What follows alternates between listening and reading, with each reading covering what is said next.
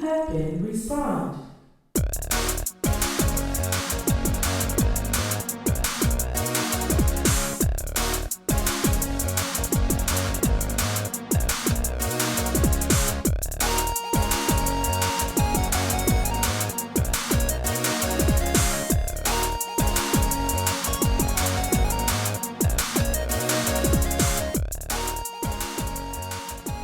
What's going on, everybody? We want to welcome you to another episode of the Jacob and Ashley Show. The Ashley and Jacob Show. And today it is episode 7. Episode 7. Episode 7. Did you think we would get here? We got here. We got past 5 episodes. We did. We got past 5 and we did it. Yay! Now just 1,000 more. Oh, we're doing it. All right. So as always, we're going to get right into things. So Ash. Yeah. What you been doing? I've been playing Horizon Zero Dawn now. Finally, you got back into it. Yeah, I've had it for like forever. When did I get it? For Christmas? No, you got it for an early anniversary present. So I think you got it in November. Okay, yes. Mm-hmm. I started playing it, and then I realized that like after a certain amount of scenes that I could not play it around the kids. Correct. At least certain missions. Yes. So then I'm like, I gotta play it at night. And by the time it's night, I'm tired. So Ashley, what is Horizon Zero Dawn? Just for people that don't know what Horizon Zero Dawn is. Horizon Zero Dawn is basically a future... It's a weird, like a post-apocalyptic type game, right? Yeah, it's a post-apocalyptic type game. What do you call it? It's not a dystopia. I think it is a dystopia. Is it dystopia? Yeah, but it's not one of those games where like Mad Max or Fallout, you know, where it's like a nuclear blast destroyed the world. Basically, robots are sentient, but not humanoid sentient. They basically have like animal sentience. Huh? Yes. Okay. Yes. I was like, I'm sorry. I was just, you say sentient so much. I was like, huh? Like, okay. I was like, I know I'm on the right track here. I watch you play it. It's a PS4 exclusive. For those that don't know, but it's been out for a while now. We thought at the beginning it was just going to be like her fighting against the robotic animals, right? Yeah, but I mean, of course, with every future post-apocalyptic, with every future post-apocalyptic video game, obviously you're going to sit there and fight against people too. Yeah, it's inevitable. It is inevitable, I guess. It surprised both of us when it happened. Like it started happening, and we're just like, and like our daughter was like, had made this face, and I was like, pause the game, pause the game. Oh no, I didn't like. They just came out of nowhere. They I'm like, literally did. No. Like the first 2-3 hours of the game, it's just robots. Yeah, I'm just like hunting robots and you're just talking gathering to people, but hunting robots. Mm-hmm. And it got dark real quick. We're just like, oh no. So basically, there's something going on with the robots. They seem to be like being infected with something. Okay. And the tribes around the land don't know what's going on. There is turmoil kind of between some of the tribes too. And then there's always, your bad guys, bandits, always there in between. So I'm basically kind of like, my character is a black sheep. Yeah, she's actually an outcast, right? Yeah, she's an outcast. For spoiler reasons? Yeah, for spoiler reasons, technically. Yeah, yes, spoiler reasons. Okay. And things happen. Yeah, she's basically an outcast, and she's very different from everybody else. She is more open-minded to how the mechanical animals are and why there are certain basically caves with more mechanical things in them. Okay. She thinks that they should be trying to figure out what they are, why they're there, if they can use them now. And everybody else is like, no, they're the devil. We have to stay away from them. Yeah. It's interesting to see a game like this and you playing it from my perspective, because we're like historically a patriarchy, and the society that the main character Aloy that she's in is ruled by a matriarchy. Yeah. And so you see different roles, especially when because they have tribes, right? They have tribes and things like that. So instead of seeing, like, when they say the village elders and you see some old dude strolling in with a wrinkly face and a, voice like this, you see matriarchs taking those positions of wisdom and those positions of power as well. So anything else you wanted to say about it that doesn't spoil the game too heavily? It's an enjoyable game. If you like kind of like stealth adventure games, it's not all stealth. You can be more straightforward with your combat and how you do things. It's a fun game. It has a really good story. There are some turns that I didn't see coming. Okay. And I mean, it's a really good story game. If you like real good story games where you don't have to, you deal with combat, they do have a setting where you can just like do less combat and it focuses more on the story. But you've been getting whopped though. I've been seeing you. I have, because I'm still kind of trying to figure out the whole like armor and how it works. Because the rating on how much protection you actually have is kind of confusing. So there's RPG elements in it though, right? Like you see damage numbers and you level up, and enemies have levels. You don't see damage numbers. You don't see damage numbers, but okay, there's just a health bar above them. Okay, but the enemies do have levels though, right? The areas you go to have levels. Okay. So I level up. And I don't really want to go into those other higher levels or I'm going to get jacked in the face. Okay. Can you choose where you go or do they push you down a particular path? It's pretty open. I can basically go and do like side missions and everything. But if you want to just go straight forward on the main quest for the main story, you can do that. But I think it's not the best idea to do because it could be a little more difficult based on you level up with the side quests, and I feel like they kind of put those in there, I guess, to elongate the game, but also you need those side quests to become stronger and to be able to do the higher main quest levels. Okay. So, I mean, they do have it where you can just do straightforward, but it would be more difficult, I feel. Okay, that makes sense. Okay. Well, that's Horizon Zero Dawn from Ashley. What I have been doing, I have been playing Star Wars Jedi Fallen Order. I'm actually playing this for a podcast that I do with my buddies called Bickering Bucks. But the reason why it's on this list right now is because it's actually a pretty fun game. Yeah, I think I would play it. Okay, so for Star Wars nerds that have not played this game, which I didn't think that existed, except all of my friends, we have not played this game. Don't ask me how it fell through all of our radars. I think just a lot of other stuff was going on at the same time. But it takes place in between episode 3 and episode 4 of the Star Wars timeline. So after Order 66 has been enacted, and basically the Jedi children, everybody's just getting slaughtered. So the main character, he is a scrapper, and basically the Empire come looking for a Jedi, and they basically mess his entire world up from top to bottom. So it is, as you go through, you progress. The thing that I like, that it kind of gives me like Zelda puzzle vibes, but the combat is, imagine like Batman Arkham Asylum on crack, where the parries and the dodging, anything in the game can kill you. Yeah, it seems pretty intense. It is. You got to be on point. Yeah, I did the Jedi Master difficulty, so it was a little bit up. I don't even think it was up.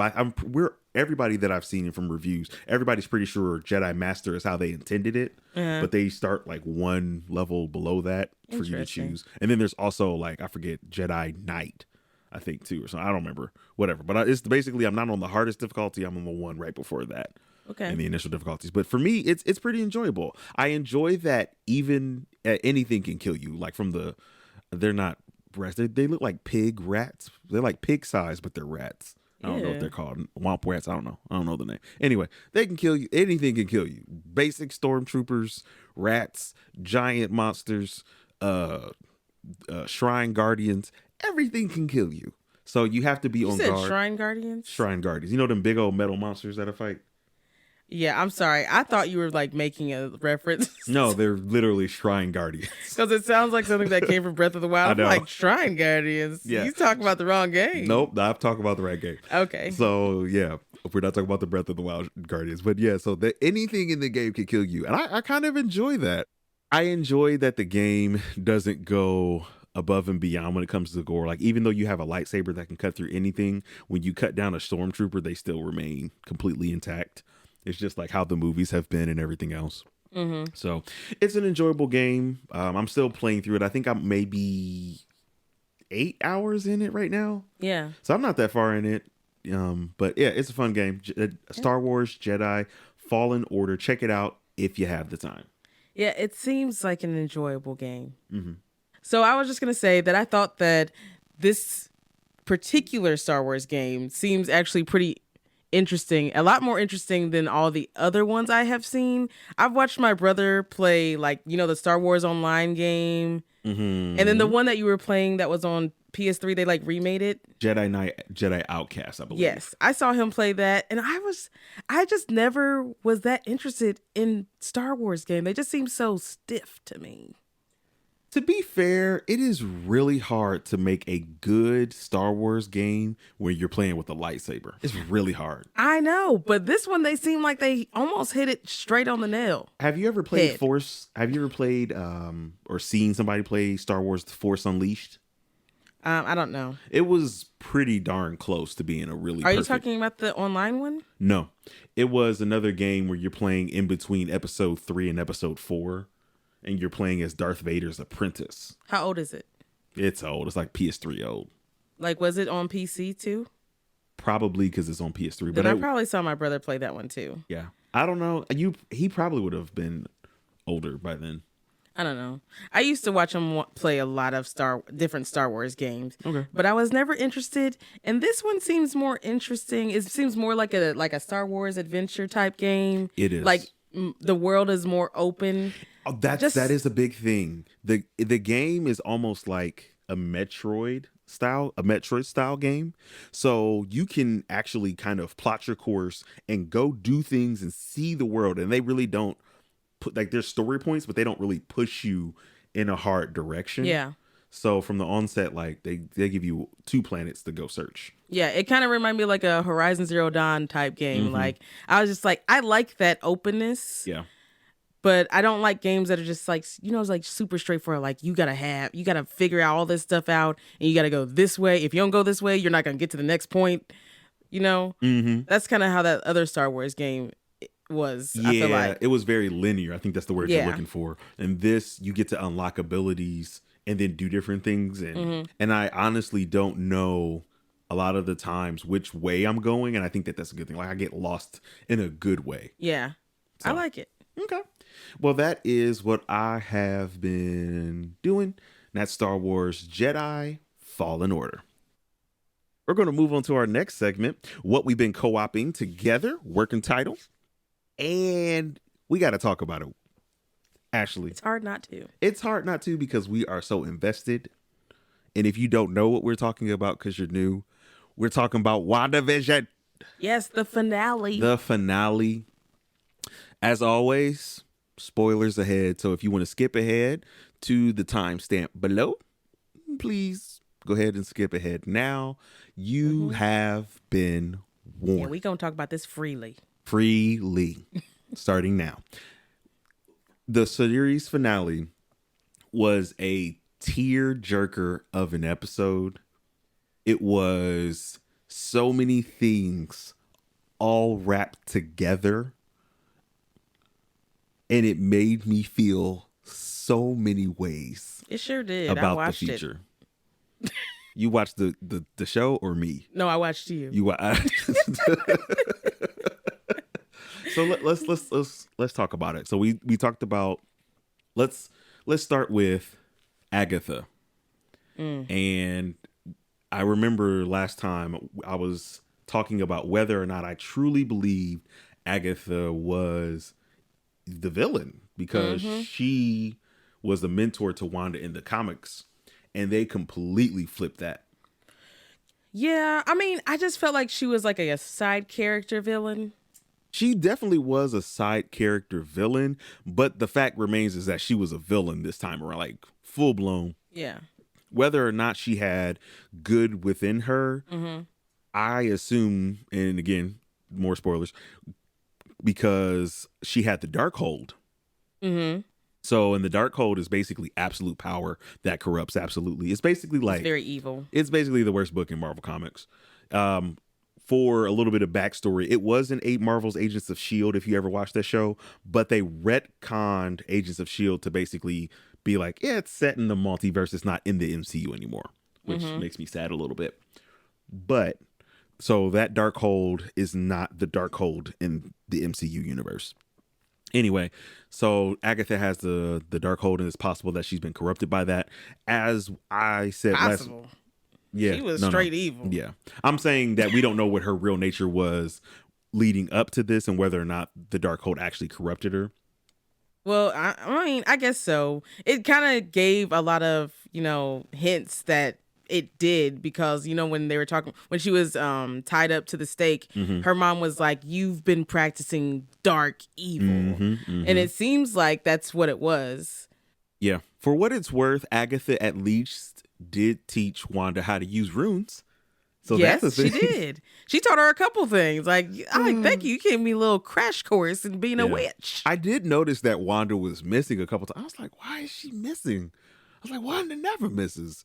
And like, if you see in one of the shots, like when a blast goes by Agatha, she kind of like makes this face like, where are you aiming at? Like, what you aiming for?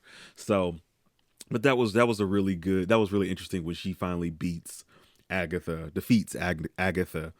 Then we got White Vision, who was just as evil as I thought. But what was great for me was watching.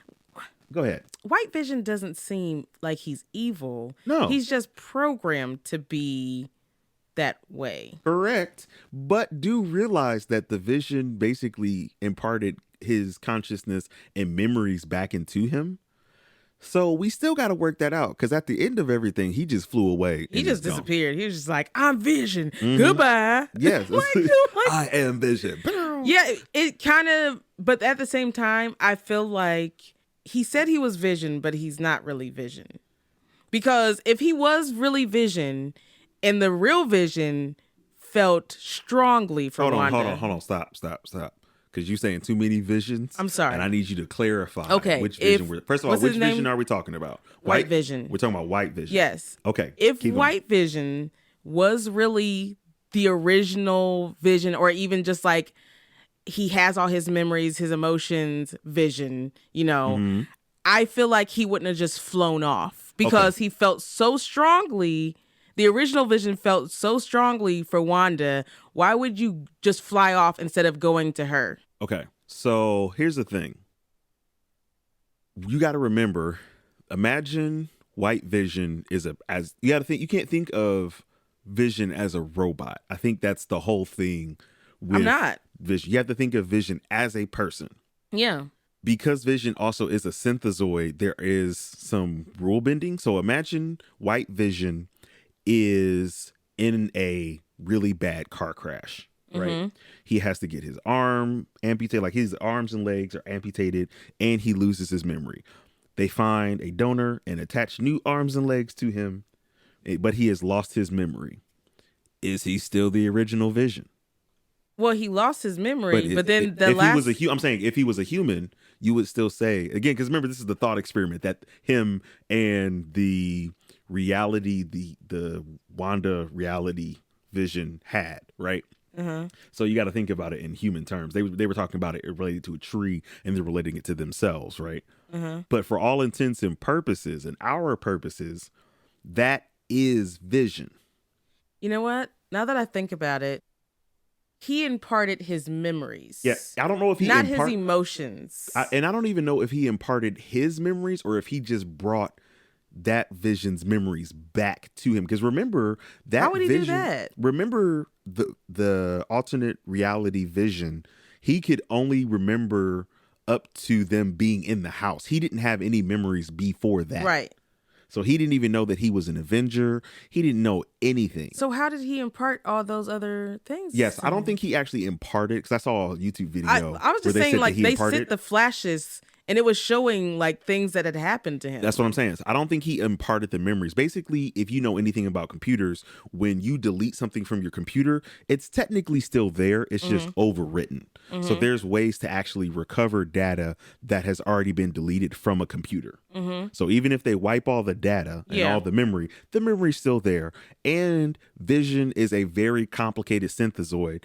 And Wanda made a very complicated synthezoid. So I don't understand, but I'm just saying you're not answering what I'm saying. Okay, so where you lost? How for him to not know anything beyond being in that house? Talking about Vision? The vision that Wanda created. He didn't impart. I don't think he imparted his memories. Oh, I get that, but at the same time, he restored the memories like you would on a computer. He restored them. Yes, I think because like he said, he alluded to the fact that the data was still there. So if he restored them, then that means he would have to restore like his emotions, his attachments that he had with people too, wouldn't he? Yes, but remember, Vision died twice, man. So what? I just want you to remember that. He literally, imagine as a person, you died twice. They somehow brought your body back, and then somebody goes, poof, here's all your memories. You telling me you not gonna take a quick moment to be like, holy crap, need to come. I need to get some stuff straight. I need a drink. I don't understand life. I need to go fly to the moon real quick because that's what I could do. Like, you gonna tell me? I get it. Yeah. He wouldn't just be so distraught. Like, I'm out of here. I get it. Yes. Okay. Like, you just need some time. And on top of that, Wanda has created an alternate reality to bring you back to life from her grief. And he doesn't understand why. Exactly. I'll be like, I'm not touching this with a 12-foot pole. I'll be back. And also, because his prime directive was to take out the Vision, did he actually just take himself out? Is he out there? Is he going to be White Vision from the comics and wreck a whole bunch of stuff and basically be like, I don't know. Ultron the way they're version twisting 2? stuff. I know. The way they're twisting stuff, there's like not Wanda, but Agatha was actually evil. Oh, she was very straight evil. Straight. Who else did they twist? That was it. Was that it? That was it. Oh, Quicksilver. Wait, no. Quicksilver was not Quicksilver. Red herring all along. Yeah, you said that from the start. I knew it. I was like, it was too good to be true. It was sad.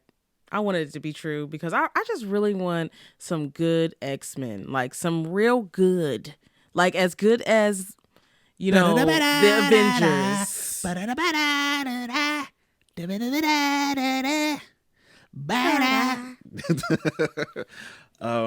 What else did we miss in there? And then Photon was being Photon. Okay, we're going to skip ahead just a little bit and then we're going to come back. Okay. So when the policewoman came and brought her to the theater, I knew, I was like, that's a Skrull. I was like, that's a Skrull. When I saw that there was nobody in the theater, I was like, that's a Skrull. I was like, oh, this is a Skrull. Yeah. That's what it is. Because you got to remember, Nick Fury is with Sword. Well, we think it's Sword. It's supposed to be Sword, but he's in space. I forgot that he was even there. When she was like, you got a friend, I was like, who's your friend? Who? Yeah. Who's in space? I totally forgot. Yeah. It was good to see her use her powers for a little bit. And I told you she was fast. And that's why I was like trying to figure out when Quicksilver was trapping her in the room. I was like, girl, ain't you like light speed? So she finally got he literally fired bullets and she was there, like from a good distance away. Yeah. So I'm excited for her. I am excited for her as well. I don't know if they're going to give her a TV show or a movie. I think she's going to be the next like sidekick character. So she's basically going to be like Falcon. I don't want that. Wanda. I mean, but Marvel does side characters well though. I want a Black woman superhero.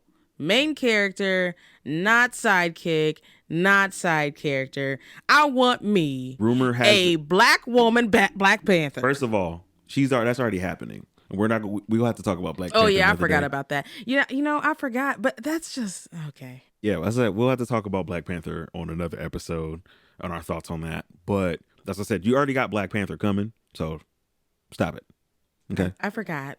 it's probably I the kind of like rumors are that Photon Shuri's better, going to but be the next Black Panther. Anyway, so I could have just then talked after over that, you.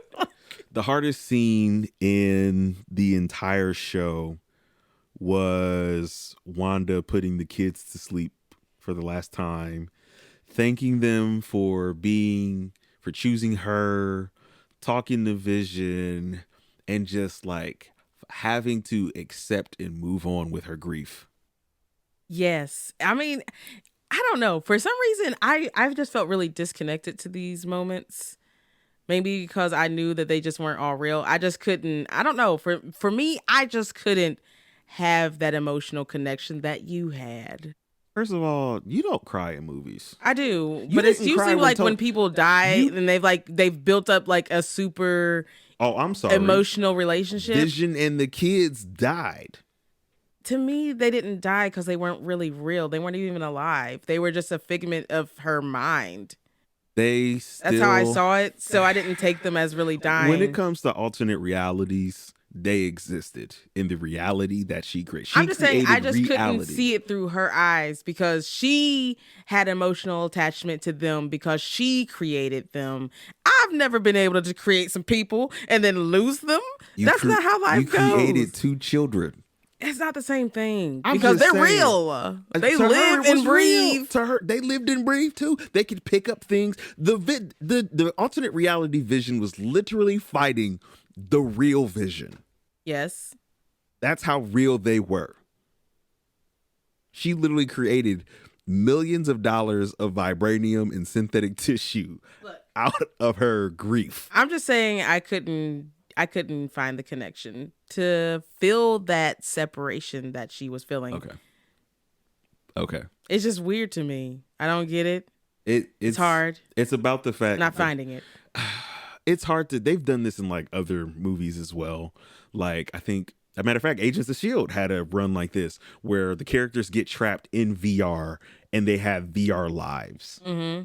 And you live with them and you're with them so long. One of the characters knows that the VR is getting shut down and he doesn't want to leave his daughter because his daughter died in real life. And the VR basically rewrites everything to give everybody their best wish. Mm-hmm. And so he's there with his daughter and he was like, I don't care if what you're saying is true, that this is the fake world and I'm real me. But if my daughter's not out there, I'm going to stay here and die with my daughter. Because literally the world is falling apart virtually. Like things are just disappearing where they would normally be. Like things are turning to bits and stuff and all this stuff. And he's just like, I'm just saying, like, when things get that real, which is what she did, it's hard not to be attached to that. I think it was just hard for me to connect because all along, I just knew that it was fake. It wasn't real. And I just never built that bond with them because for me, I knew, I mean, I'm sure for everybody else too, they knew that they were eventually going to go because she wasn't going to keep that dome up forever. So I just already came to terms with they weren't going to stick around. So it didn't bother me as much. I knew it too, but it doesn't make it any harder. I guess so. Okay. Any final thoughts on WandaVision, her astral self? Any final thoughts on that in the MCU? No, that's just too much for me to understand. Okay. Like at the end, I was like that next little clip that they had at the end. I was just like, huh? Are you talking about her on the astral plane? Yes. Was she on an astral plane or are you just calling it an astral plane? No, that's what it's called. So Agatha already name dropped the Doctor Strange. She called him the Sorcerer Supreme, which is his official name. But she name dropped Doctor Strange already. And when Doctor Strange went to the astral plane, if you remember in his movie when he needed to learn, he put himself to sleep and then he was studying in the astral plane. So I guess it's kind of them saying she's already more powerful than him because of the fact that she was able to completely stay awake and be in the astral plane studying. That's crazy. She's powerful, but she's powerful because of that evil book. No, she's growing in power because of the evil book. She was already the most powerful character in the MCU. That's what I meant. She's growing in power. She's getting more powerful because of the book. And I'm afraid it's going to make her corrupt her, but at the same time, maybe it won't. I don't know. Because she seemed like she was trying to make herself better, but then at the same time, Agatha tried to warn her that she doesn't know what she's doing with that book. Here was an interesting theory before we move on away from this. Okay. I saw a theory that the MCU is treating the Scarlet Witch like X-Men's Phoenix Force. Are you familiar with that? No. Okay. Basically, Jean Grey, super psychic girl, she gets overtaken by this force called the Phoenix Force, makes her really powerful, but at the same time, corrupts her mind, makes her kind of evil. You know what I mean? Like, I'm going to kill Professor Xavier. I'm going to kill Cyclops and a couple other people. You know, like that. Basically, since they don't have the Phoenix Force, they may be using the Scarlet Witch persona as the Phoenix Force. Because basically, they kind of said, like, the Scarlet Witch is a thing in the Darkhold, like alluded to, is like it comes at a certain point in time. So I don't know. It'll be interesting to see if she does get corrupted, what the Scarlet Witch powers really are. How much do they actually give her? That's what I was going to say.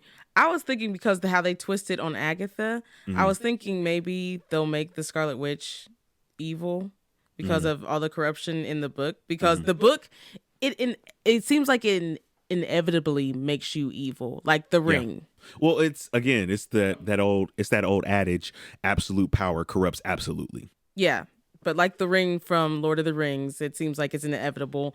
By the way, it's funny that you say that. The Darkhold is literally the ring from Lord of the Rings. Like some demon had it. And no, basically some demon hated the world and like old superheroes or something stopped him. And then when he was leaving, he literally poured all of his hatred and everything and malice into that one book. Wow, that's crazy. Yeah, it's basically Marvel's version of the ring. Yeah, so I'm thinking that she might end up being evil and then maybe White Vision won't be evil. That's a possible way that this could go. I'm hoping. I really like White Vision. I kind of like Vision more than Wanda. I'm not gonna say like I just really like Vision. I like Vision a lot. Okay. Paul Bettany, he did a great performance. He was both characters, and he played the stoic Vision and his regular self. It was crazy. He has range. He does. Man has range. Yeah. So we're gonna move on from this because we will be here all day. So that was WandaVision. Yeah. I just want to keep talking about it, but I can't. I know there's so much. There's just so much. There is. You could go and theorize about, but you know. So we're going to move on. I know we want to stay there. We're going to move on. We're going to move on to a new segment this week. And this segment is called Release Radar. Yay! Release Radar. So every month, this is going to be a monthly segment. We're not going to do this every week or unless something really big is coming down the pipe. But basically, at the start of the month or right at the end of the month going in, we're going to talk about some of the big things coming down the pipe that you should check out this month. Right, Ashley? Yes. Okay. So we have a couple of picks for games, and normally we're going to try to pick these games together, but I couldn't get Ashley too excited about any of the games here. So the two games that we're going to list here are actually my picks. I'm just going to say that out front. So, so I won't have a lot to say, but I'll see. Yeah, and we'll try to keep it brief as well. So Ashley, one of my favorite PS3 era games is getting re-released for the Switch this month. OMG. Oh, for the Switch? For the Switch. Okay, that's cool. I think you should give it a try. I know you have nothing to do with it, but it's called Kingdoms of Amalur: Re-Reckoning. Re-Reckoning. It's coming out March 16th. It's one of those games where I was trying to tell you this. Imagine like the story of what's that game? Outer Worlds, where you can kind of like go go everywhere. It doesn't really push you in a direction. Like you have the main story be, but if you just want to go explore, you can do that. You can go choose different paths, and dialogue options and things like that. The combat is really fluid. It was around the God of War era, but instead of being violent, it's just like you can have great sword and imbue it with ice, or you can have chakrams that you spin around, or daggers or staves. It's so good. You can have a primary and secondary weapon. So it sounds like Monster Hunter, but No. with God of War? No. Because you know how Monster Hunter has all the different kinds of weapons you can have? Yeah. Okay. Yeah, I can see that. Yeah, it having a different selection of weapons is good because everybody has their like favorite combination. But at the same time, you're not just taking down half an hour bosses. You go through, I'm not saying that. I'm just talking about the weaponry. Yeah, weaponry rise. I will admit that it probably is in line with Monster Hunter. Okay. So that's a game that I'm definitely going to check out day one. Yeah. When is this game set? It's in like what's the setting of it? Fantastical world. Really? Yeah, like D&D. Oh, okay. Yeah. I thought you were like it was medieval type. It's not medieval. Fantastic. I said that when we were talking off microphone, but no, it's a fantastical world. So elves, orcs, goblins. Oh, okay. That's a little more interesting then. So that's Kingdoms of Amalur: Re-Reckoning coming out March 16th. Then the big game that's coming out this month, at least for Switch owners, Monster Hunter Rise. Did you know, Ashley, that this game will actually be coming to PC at some point? I think I heard that. I feel like I did. So it's going to be coming to PC at some point. When? I don't know. I didn't get enough information. I'm just going to be honest. I didn't search enough information on it. I am a Switch player, but it is coming to PC at some point. So it's not exclusive to the Switch. Right now, early 2022 is when they're saying it's going to come to PC. Okay. Well, PC people, you're gonna be waiting for a long time. They did announce some of the monsters from Monster Hunter World and stuff are coming too. So like I think I saw Anjanath and a couple other monsters. That game is gonna be nuts for the Monster Hunter fans. If you like fighting big old monsters for a long time. Hey, it ain't that long. First of all, if you get good, you can clown a monster down in like 5 to 10 minutes. Okay. I've never seen you take a monster down in 5 or 10 minutes. Okay, whatever. We know that you have no I don't even know what I was going to say. Well, no joy for this game. That's right. No joy for this game. All right. So our streaming picks for this month, Falcon and Winter Soldier coming March 19th, Disney Plus. Yeah. Be there, be square. That'll be interesting because I'm going to tell you something. Go ahead. The guy who plays Falcon, what's his name? Anthony Mackie. Anthony Mackie. For me, his acting has never been that exciting to me. You know what's funny about that? He is a Juilliard trained actor. That don't mean nothing. It does not mean anything, but I think he keeps his acting under, like, he doesn't want to like overact Chris Evans and stuff. Like, he's just adding to the story. Because he was also in The 8th Mile as well. The 8th Mile? Yeah. What's that? The Eminem movie. Oh, okay. That's right. Anthony Mackie. It's 8 Mile. 8 Mile. I ain't never seen it. I think I was too young. Probably. Yeah, Anthony Mackie, 8 Mile. It came out in 2002, and I was a little sheltered. So. I don't know. Either way, I've just always found him as a dry actor. Even in all the Avengers movies. Have you seen him outside of the Avengers movies? That's why I say that. Not really. No. Okay, we'll have to watch him in some. We'll have to watch 8 Mile. Watch 8 Mile. That's it. I've never watched 8 Mile. No, we'll have to watch 8 Mile. No. No, we gotta watch it. I think there's a couple other big movies that he's been in that we'll happily actually watch him, and I just hope he flexes his muscles a little more. Oh, he definitely talked about it. I watched the Hot Ones interview with him, and it was pretty enlightening. Okay. To him and the other work that he's done, because I only know him from Marvel. So, and then Ashley, what is our other pick for streaming in March? Godzilla versus King Kong. Hashtag Team Godzilla. No, hashtag King Kong. Hashtag Team Godzilla. King Kong. Godzilla. King Kong. Godzilla. I'm not going to go back and forth on the show with you. All right. But it's going to be King Kong. You're going to be surprised. You're going to be like, nah. Oh. First of all, we both going to be surprised because everybody already knows. They're just going to knock each other out at the same time. No, God, that will be trash. No. It's over. No. They're gone. There's going to be something else showed up. I saw one theory that was like the Godzilla in the trailer was actually Godzuki. What? Yeah, it's like it was Godzilla Jr. It wasn't actually Godzilla.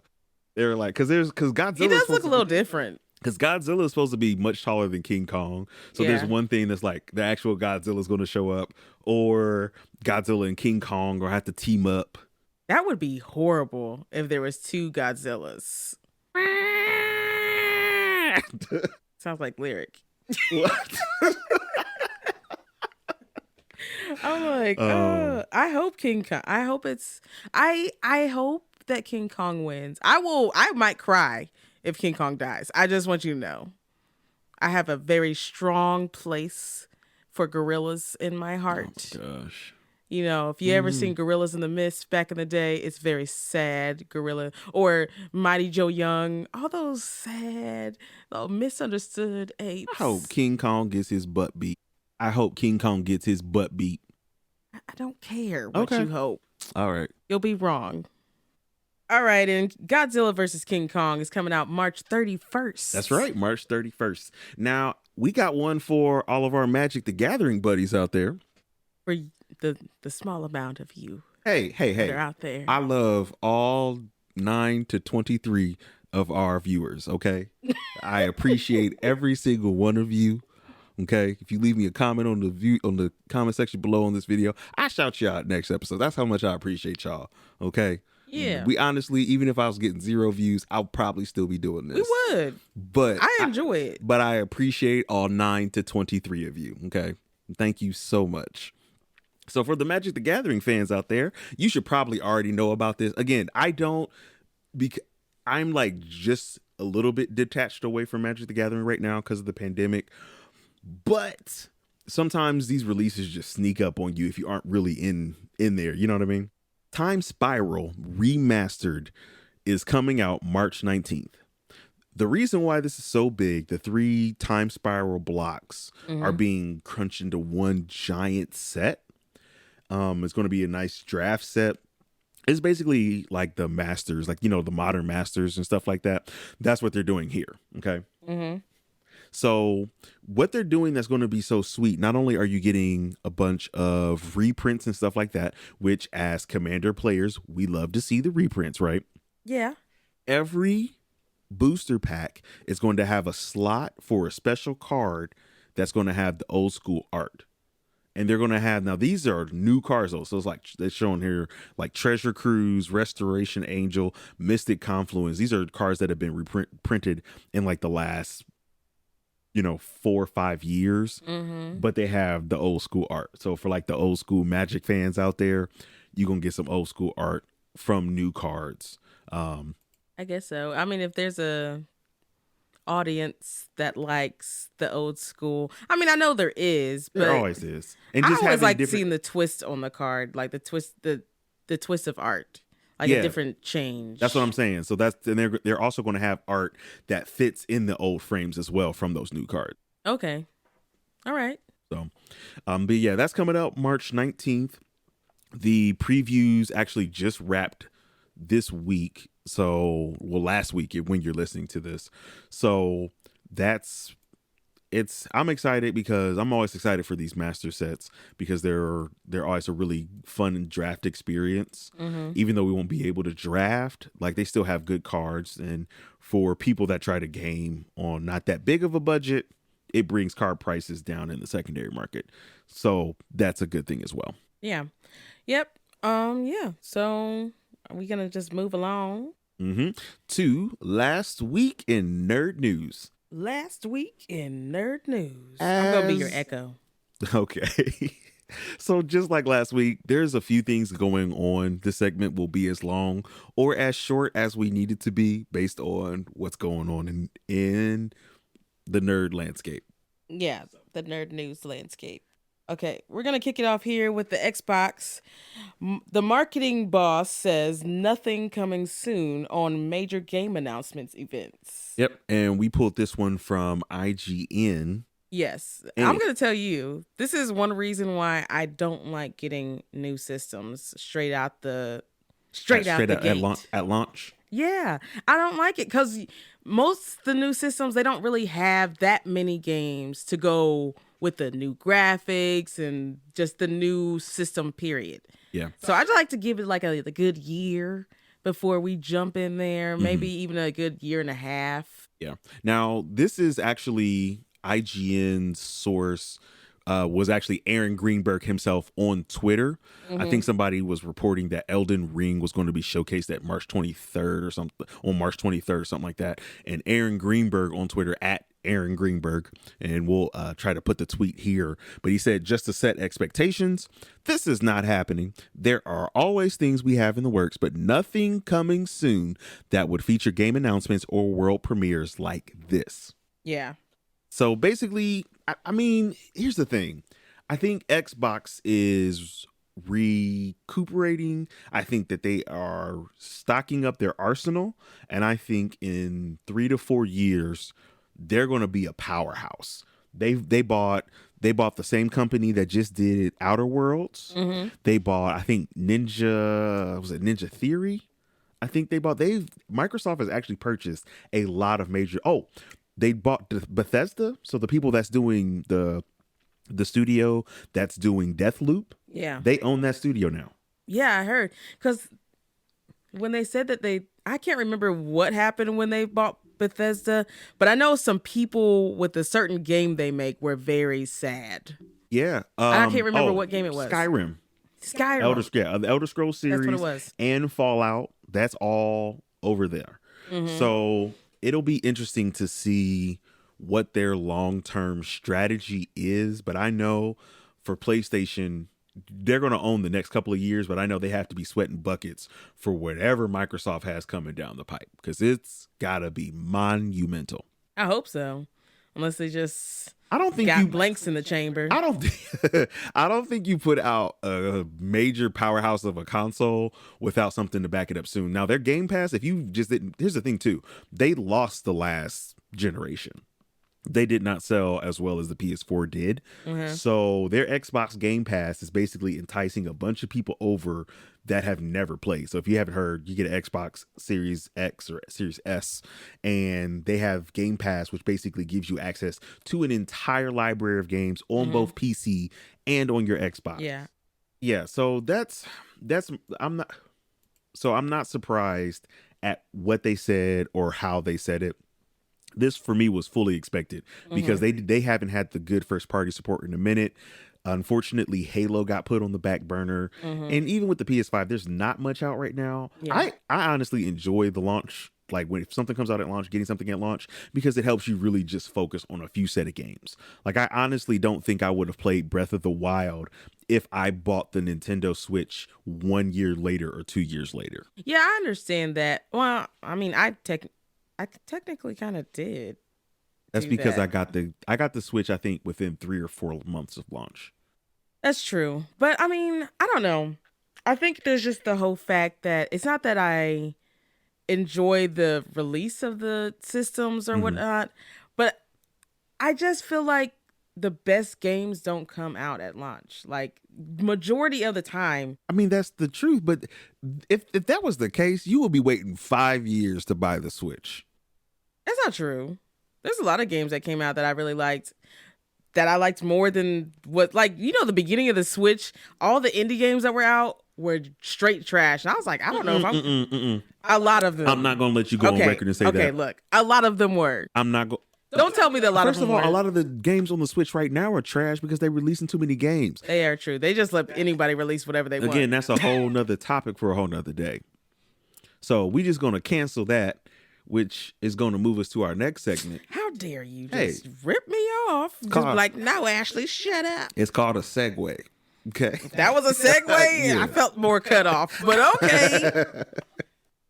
All right. So anyways, we're going to go on to the next topic, the next nerd news of the week. The next piece of news. Yeah, the next piece of news. San Diego Comic-Con.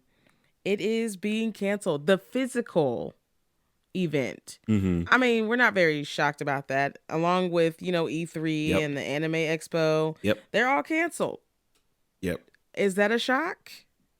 It's not a shock. It's just really sad. Oh, it sucks. You know, I really wanted to go to OhioCon this year. I wanted to go every year.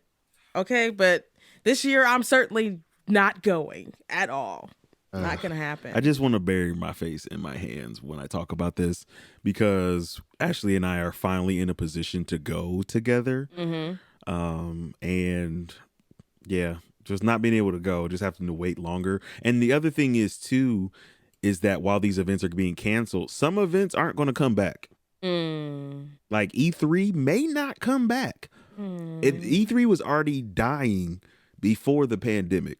I mean, if it was meant to die, it was meant to die. Nintendo didn't do an E3 press show. I think EA actually just held their own event across the street. For real, this is real. And then there's other places. I don't even think Sony did an E3 on the very last E3. So it's interesting, like, to see like if some of these cons will actually survive. These conventions will actually survive once the pandemic is over. You know, we can always hope for the best, but honestly, in some of these cases, you know, prepare for the worst. I mean, in reality, if they don't survive, somebody else is gonna start up another one. I hope so. I don't doubt that there's no way that something else wouldn't come along. So the next piece of news on the docket, there were rumblings earlier this week that Amber Heard was fired from Aquaman 2. Now, I saw the article on Yahoo News, and unfortunately, I didn't keep the link. And I literally was literally looking for it. I think they retracted it because as of right now, Amber Heard has not been fired. That there has been rumblings and grumblings that shame. WB was trying to force her out, that she stepped down, that she was fired. It's a bunch rumors. of fog and rumors. Always take rumors and speculation with a grain of salt. Yeah. I mean, I'm disappointed about that one, but you know what, it is what it is. So we're just gonna keep on going and let Aquaman 2 be what it will be. Now you know what? You know who else was still going on last week? Huh? You know who else was still going on last week? Who was still going on? Yeah, I'm trying segues and I'm really bad at it. It's really horrible. I'm like, Masahiro Sakurai did a Mithra and Pyro showcase from home last week. You said who? Masahiro Sakurai. Who's Masa? Masahiro Sakurai, the creator of Super Smash Brothers. Y'all know I'm bad at. I don't remember nobody's name. If you showed me his face, I'm like, oh yeah. Okay. But you said Masahiro Sakurai. I was like, are you talking about a video game right now? I'm not sure. I'm gonna show you his face. What's going on? Here you go, Masahiro Sakurai. Right? Yeah, that guy. Sakurai. The genius Super Smash Brother creator. His approach to character design. Let me just say, what he did is magic. He's a talented man. I cannot believe that he was able to make this many characters feel unique. Moving on, he showcased Mithra and Pyro. Showed how they work their switching character. One is basically fast. One is basically power. Yeah. Power incarnate. Well, he didn't show it last week, but. Yes. This last week in Nerd News. So it was last week. He showed this last week? He showed it this week when we recorded, but last week when they hear it. No, that's what I'm saying. Like, that happened last week? It happened this week. But it's last week because it's what happened this week. That's what I mean, though. I'm just saying it happened. Yes. Wednesday. Like, recent. That was on Wednesday? Thursday. It was Thursday. Happened Thursday, and then they released them the same day. Remember, I was like, it came on, and I was like, you gonna watch it with me? He's like, no, I just watch you play it. I was like, okay. Oh, he did the little opening where he's like explaining how the characters work. That's where he goes in okay, depth. because I was like, he announced it. I was like, I thought he'd been announced. No, he did the showcase, but he announced that they were going to be released the same day. Oh, okay. I got lost. I'm sorry, y'all. It's all good. So I got some hands-on time with Mithra and Pyro Thursday when they came out. My cousin and one of my buddies, we jumped online, created a room, and actually, they are probably my most favorite DLC character so far. Really? I describe them as Captain Falcon on crack. One character, because they switch. So one character is just super fast, but she literally cannot kill. She's like Sheik. Like you just deal a whole bunch of, except she just deals way more damage. But the problem is like her kill moves aren't there. So you can switch to Pyra, and Pyra is the powerhouse. And when she whops you, she hits you for a lot.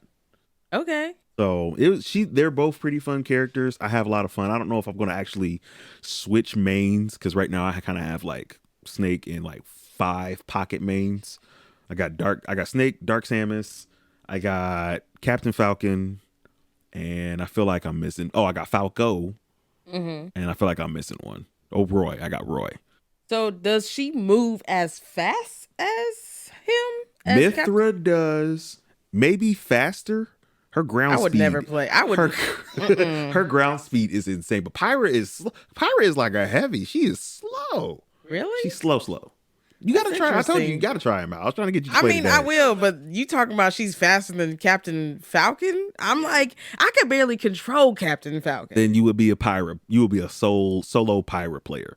But I think Pyra's the weak one, though. Pyra is not the weak one. Pyra is the strong one, but she's slow. Mithra is the weak one, but she's fast. But she can also deal damage and combo up real quick. Yeah, okay. But you just got to take a lot of hits. I like my big heavies, so... Right. So for our next piece of news, nerd news, District 9, the movie, it's finally getting a sequel. I was not a big movie buff before I met you, and I have not seen District 9, so you're going to have to take this away, and why is this exciting? Yeah, because one, we're going to be watching District 9 very soon. Help! Just so you know.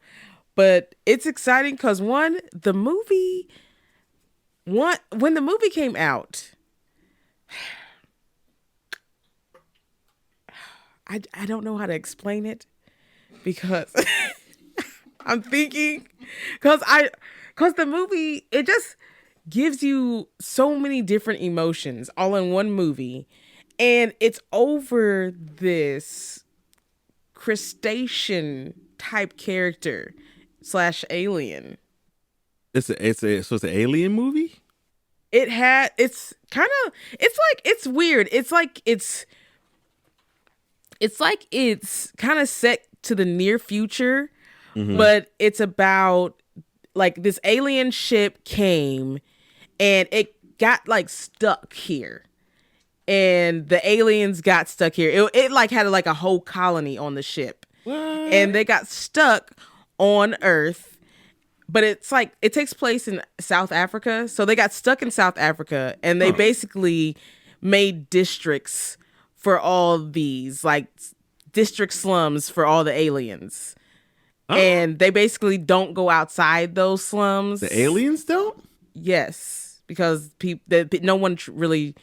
They don't. It's not that they don't trust them because they're literally living on Earth, and they basically start learning our culture. And they're living life in the slums. And there is one particular alien. The alien it seems like he is trying to find a way to get back to the ship and to get it to work or to... Now don't, hold on now. Oh. You are Am bad I spoiling? Yeah, I'm I mean, you know how long this movie has been out for 10 plus years. Do you want me to watch the movie or not? Oh yeah, I'm sorry. You like, we're gonna watch this movie this week. Let me spoil the whole thing for you. I'm spoiling it for you. You do this either way all the time. I'm sorry. Okay, anyways. Be better next time. Okay, no. I'm not gonna say anything else. We've already done this before. I promise I'm not going to say anything else about the movie. I'm just going to say it's a very good movie. Does it end on a cliffhanger or something? Well, the movie ends basically like setting it up for there to be a sequel. Okay. Like there should be a sequel. I felt in my heart there should be a sequel. There are some people that say, oh, it was fine just stopping it. I'm like, but I'm not that person. I want the finished story. I want to know what happened after. So you're telling me 12 years you've been waiting for a sequel? Yes, since the day I left that theater, I was like, there's going to be a sequel and I can't wait. And I've been waiting for 12 years. Wow. And there's been like rumors and speculation about there being one throughout the years, but no, finally, Neil Blomkamp, I don't know if I'm saying his name right, but he has finally revealed that he is working on a District 10 screenplay. Wow. Yeah, he's getting together with his whole District 9 team, Charlton Copley and Terry Tatchell to write the screenplay for District 9. Okay. And I just can't wait because the first one was really good. I hope, you know how the culture of movies change over time. Mm-hmm. I want the movie to still have the cultural connection to how that movie was made, the original was made. I don't want it to go now and be trying to like, this is for all you people who weren't even born at this time, or like were children or toddlers when this movie was out or something. I want it to be, I just want it to match the feeling and the vibe of just how the original was. Okay. Obviously the story is not going to be the same because it's a sequel. So I just don't want it to be like, you know, the 2020 type movie. I mean, it's funny that you say that, because that leads us to our topic of the week. And do you know who's been waiting a very long time for another movie? Who's been waiting? Yes. A lot of people? Yeah, for a lot of different movies, but the Coming to America fans waiting for a sequel. I don't even know if we were really waiting for a sequel. Technically, I was not waiting for a sequel. I didn't think there was going to be a sequel, but when they talked about rumors of it, yes, people got hyped. Like, yes. Yeah, let that happen. Let that happen. And this week, we're going to do a little something different for our main topic. We're going to do a movie review. Now, we're not movie critics. I'm not, and We will didn't not take notes. I watched the movie. I chuckled some, and I have notes in my brain. That's it. And Ashley has notes in her brain. They're not very good notes. They're not. But there's something. This is not a book report. Do not expect anything super fanciful from us. They're gonna be good enough to let you know if you really want to watch or if you don't. That's right. Okay. All right. And we're fresh off our watching. We seen it yesterday. Yep. And the first thing that got me about this movie was, and we're not going to do spoilers at first. We'll kind of try to hold them for a little bit. Okay. I'm going to keep my mouth shut. Man, we'll see. So the first thing that got me about the Coming to America, the number 2 America, is it had me chuckling the entire movie. Yeah. I did not stop laughing, but I never laughed so hard that my belly hurt. Yeah, no, like there was no like sounding like an old car laughing. Yeah, well, like I'm seeing spots in my eyes. Who laughs like that? I sound like an evil villain. No. But yeah, it was none of those I'm seeing spots in my eyes because I can barely breathe type laughter. No. And the other thing that really surprised me is that the movie really toned down the vulgarity. And I'm pretty sure this came in as a PG-13 movie. It was not R. It couldn't have been. Yeah, it's PG-13. And you definitely felt it this time around, for both better and for worse. It felt like PG-13. It definitely felt like PG-13. It was no Dolomite is my name. Right. You know, one of the most craziest lines that he says in the first one is when he first comes to America, and in the original, and he's like sitting out there and he's talking, and some guy's like, "Hey, F you, buddy," and he's like, "Yes, F you too, F you too." He's just like so excited to be there. Yeah. You know, and so they kind of take that little bit out of it, and they do the Coming to America in reverse too, so you get to see the culture of why can I not remember the name of the place? Ashley, help me. What is the name of the country? You made me forget. Zamunda. I was gonna say Wakanda. I was like, it's not Wakanda. I was gonna say a Zamunda. blend between the two. Yes. Now let's talk about my boy Wesley Snipes though, in the country of Nextdoria. Hilarious. He's so silly. His character. First of all, Wesley Snipes is my dude. I love him. He's one of those. I forgot that he was an action movie dude. Mm-hmm. But like, cause seeing him in there, cause he's always playing like these goofy roles lately, and his appearance in the movie, it was just hilarious. And he plays a great character. James Earl Jones. You I love seeing him. You get to see him, and you get to see him from his comedic side, which I normally don't see as much. Normally, it's like, you know, a lot Simba, of things have been. Everything that the light touches is your, you know. Like a lot of his stuff is more serious, more stoic. He plays Darth Vader. He plays that blind dude in the Sandlot. You know, like he plays a lot of serious characters. Not the screenplay, but the Broadway play Fences. He did something that was funny where like he shows up in some movie and he does some hilarious stuff.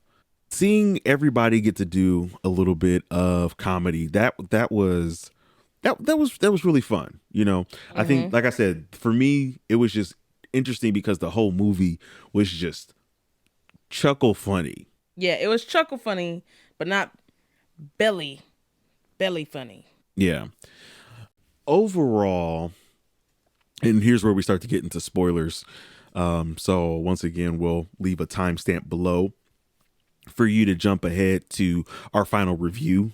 Oh, we are going to talk about spoilers? Yeah, I just wanted to kind of get a little bit out of the way before we get into it and kind of sum things up. So when you find out that obviously in the trailers, you find out he has a son. Then he goes and sees his son, brings his son over, and his son is kind of trying to like figure out his own way. Basically, at that point, you could call all of the plot points from A to B. You know what I mean? Yeah. It's like, oh, this is a romantic comedy, and I'm literally going to check off. Like, I think after the second conversation he had with the barber, I was like, oh, he's going to fall in love with her. He's going to reject. He's going to reject the Queen of Nextdoria. Like, you know what I mean? You like, could predict everything. Yeah, like something was going to come to make him not want to be wed, not to want to stay in the country. Something else was going to happen to where his daughter was going to be. You know what I mean? Like everything, you just checked off everything. Yeah. And that was kind of my problem there. And the only other thing that I had, even though some of the setups were funny, like going back to the James Earl Jones, when he's having his funeral and like Morgan Freeman showed up out of nowhere to narrate, like this was hilarious. Then he's like, son, I'm going to die now. He just like dies right there. I was like, y'all are ridiculous. So like it had some of the setups and stuff like that makes things like super funny. Yeah. But it was hard. I know we said it like maybe 5 times already. I was just missing those moments where like you have to watch it again because they've buried so many jokes into it that you have to watch it multiple times to see multiple things. Yeah. It was a little too spoofy for me. Yeah. I get that. Yeah, I just wasn't expecting that. I was just expecting like Coming to America just today with a twist. I don't know. I guess how else would they have done it? You know? I don't know. I can't think of another way besides them coming to. I actually enjoyed the premise. I just think some of the story beats that they hit were very predictable, which was my problem.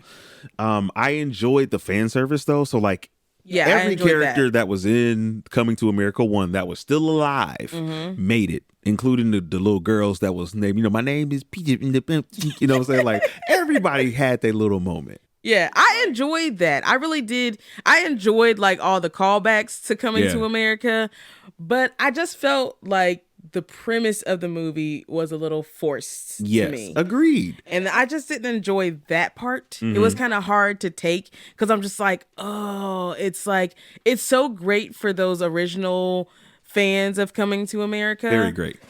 But at the same time, it's not really, I don't feel like it's really going to reach those people, of the new people who haven't seen it or the people who just weren't culturally connected to that kind of movie back then. For sure. I think if I had to list my favorite moment, though, it had to be at the very end where Uncle Reese, Tracy Morgan's character, is like, Lord, I've known this brother for a very long time, and we're gonna introduce him, and I've been here, he's actually my cousin, and like he's introduced, I'm like, who is he? Because I actually forgot for the original part, and he's like, you know him, Randy Watson, and like that whole little sequence as it plays out, you know what I'm saying? Because like I love that. Akeem was like, yeah, and his son was like, everybody was hyped. No, everybody else was like, nah. I mean, like everybody from Queens was hyped. No, everybody from Queens was like, nah. Except for that one little dude that was like, that boy sure is good. And he had the same line over No, again. it was only the barber people that wasn't hype. That's what I'm saying. I'm saying all the barbers was like, ah. Oh, Because if you yeah, remember yeah. the original scene where they're sitting in the auditorium. Yeah, he was trash. Everybody else was like, he's trash. And then the one barber was like, that boy good. Like, Yeah. So like they played like they had like little moments like that where like if you're a fan and you quoted Coming to America 1, like you kind of knew the stuff that was going to happen, and I was okay. I'm okay with fan service like that. Yeah. Like I think the only other moment where like fan service really got to me was in like just in general in movies like Power Rangers 2, like the Power Rangers remake movie that they did. And I remember because he hadn't said the line, it's morphin' time, the entire movie. I was like, oh, y'all gonna say it. Y'all not gonna do what they did with Avengers. And he was like, Avengers, assemble. I was like, you know what I mean? Like, y'all gonna say it a lot. So when he finally said it's morphin' time in the movie, I was like by myself. And it's like, yeah! I was like full tilt screaming. And Ashley's looking at me. People are turning around like, what is wrong with you, dude? I was like, he said the line? Like, you know, it's morphin' time, guys. No, just me. All right. All right. It was like so awkward. It really was. I was quite embarrassed for him and me. But I take that back to Coming America, where like if you put fan service in there so that people know that it's going to happen, that was the part for me that was fun. Like seeing the barbers that should have been dead, like 30 years hilarious. later. You know what I'm saying? Like having fun, and I like the little flashbacks that they had from the original movie. Those were fun too. Those are definitely fun too. That was cool. Yeah. So. You know, and in the whole introducing of Leslie Jones' character, where Hakeem actually got him drunk and then she got him high. He was like, and yes, and the boar chased me and attacked me, and no. I was like, ooh, sorry, Hakeem. Like, but so they had a lot of different moments, and again, a lot of the premises and stuff and how they were getting there worked. And I even think the guy that was playing his son, he wasn't too stiff, you know, for like his first major movie. He was not my favorite. I felt like he dragged it down a lot. I don't think he dragged it down. I just think the predictability of his character arc is what dragged it down for me. Yes, his character dragged it down a lot. I'm saying like him as an actor though, based on what he was given, I think that he did a good job with what he was given. Yeah, I'm not talking about his acting. I'm just talking about the character. Yeah. Okay. Just making sure we're talking about the same thing. I guess so. Okay. I guess. I think his acting could have been a little more funnier as that character, or they could have given him funnier lines as that character. They could have worked in more funny. I think they really went off of the cuff. Really. And it just didn't feel like they were trying to go for funny. And I'm like, that's what Coming to America is. I'm honestly surprised that they didn't get an up and is he a comedian? Let me actually look that up. Because I want to know if he is an up and coming. Yeah, I don't recognize him. I don't know if he's like somebody that's coming from Jermaine Fowler, CBS series Superior Donuts. Huh? Yeah, I don't know. So he is a comic. So he is a comic, but he's basically a writer. He hasn't really done it from what I'm looking at. He wrote on the Eric Andre show, BoJack Horseman, a couple episodes. Yeah. So I don't know. Look, I'm just saying, I enjoyed it as an original Coming to America fan because of all the throwbacks and the references. Yeah. But if I was just seeing it today and I knew that he made an original and he's making another one, as Eddie Murphy is technically coming back into the spotlight from like, this is like the second one from Dolomite. Yeah. I was expecting some comedy like Dolomite. Like I was expecting some funny like Dolomite in there. I was expecting some Eddie Murphy funny. I think we have all said for a long time that Eddie Murphy is one of those people where if you put a barrier on him, you know what I mean? Like if you put him under the R barrier, it's really hard for him to make a funny movie. And I don't know why that is. I don't know. I mean, he did have the funny movies. Yes, he did have the Nutty Professor. I think he had like a couple other movies. but like most of his like really funny movies have all been rated R. Yeah, that is a true fact. And I guess I didn't really realize that. I mean, I don't know. There are some other movies that I saw, but they're not like, you know, his original movies, you know, like Harlem Nights and Coming to America. They're not as funny as those, but they are funny. Like, they show that he is funny, you know. Like, I thought Daddy Daycare, it may not have been the biggest hit. I don't know if it was or not, but it was a funny movie. And some of his other movies that he had come out, like, that were more warranted toward kids, I thought they were pretty funny. I mean, but you got to think about the fact but they're not as funny as that. That's what I'm saying. You got to think about the fact that we saw a lot of those movies when we were growing up too. That's true. So, because I think he was making movies for his kids or something like that. Mm-hmm. A lot. Yeah. So, I don't know. Him as Shrek. I mean, not Shrek, Donkey. but him as Donkey was so funny as Donkey. He was very funny as Donkey. You know? So I mean, that's I'm one like, of his I think most he's iconic funny, roles. but I think that barrier does kind of hinder him sometimes. Yeah. So, I mean, overall, when you talk about like your final rating for Coming to America, I say treat Coming to America with the same gloves you would telling a non-Marvel fan trying to watch Avengers Endgame without seeing none of the movies before, you know? Like, obviously the comparison is a little more grand, but I think this movie is for people who are really ingrained into Coming to America. Yeah. And really ingrained into the culture. Yeah. And if you don't have at least one of those things, I feel like you're going to miss it. You're going to miss it. I feel like, and even then I can't say it's a great movie, but I will say if you're a Coming to America fan, don't expect them to go above and beyond. I'm going to say I like the movie. I do like it. I didn't love it. I liked it a lot. Mm-hmm. But as a Coming to America previous fan, you know, I liked the movie. If you had to give the movie a rating between 1 and 10, what would you give it? I would give it a 7. 7. Okay. I would go just a little bit higher. I say 7.5. I don't know. Some people are saying like they really don't like it. I feel like halves are like, yeah, they're giveaways. They're like, hey, 7.5. Fine. I'll give it a 7. If I can't give it a half point, I'll give it a 7. I'm not gonna give it an 8. Definitely not gonna give it an 8. Okay, 7. 7.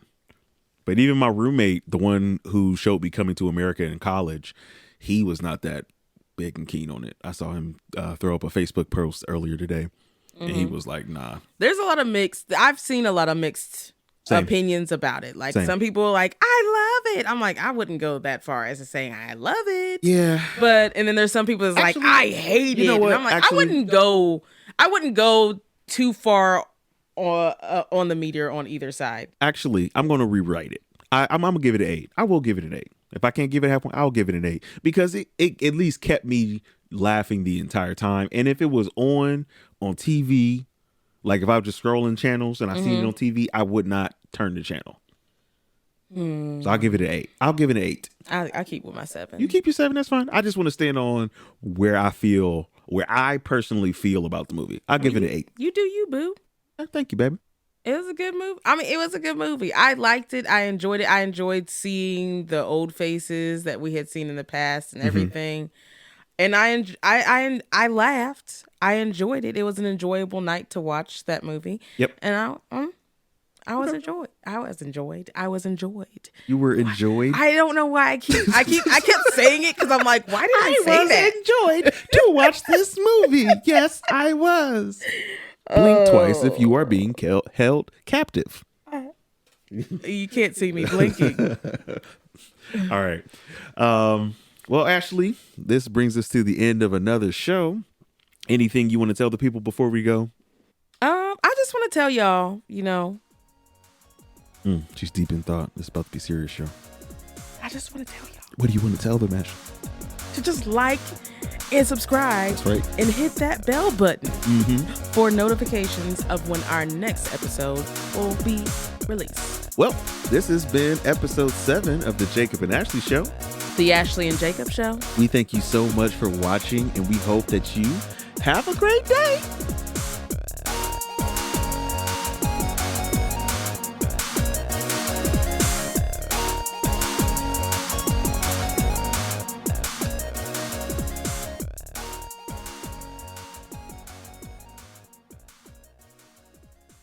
Have a great day. It's so hard not to do it. It's so my hard gosh. not to copy you when you do it. I almost wanted to say it at the same time. Can it be a same time thing? Can we say it together? No. Why are you the only one saying goodbye? You get the like, comment, and subscribe. I said, do you have anything else to say? I just like what That's you turn. So then I should say, okay, so next time, that's what I'm going to do. I'm going to be like... I'm going to say this, the bell, and blah, blah, blah, blah, and have a great day. No. It's not how this works. That's how it works. No. I'm hijacking the goodbye. I want to say goodbye to everybody, too. You got to know. Bye, y'all.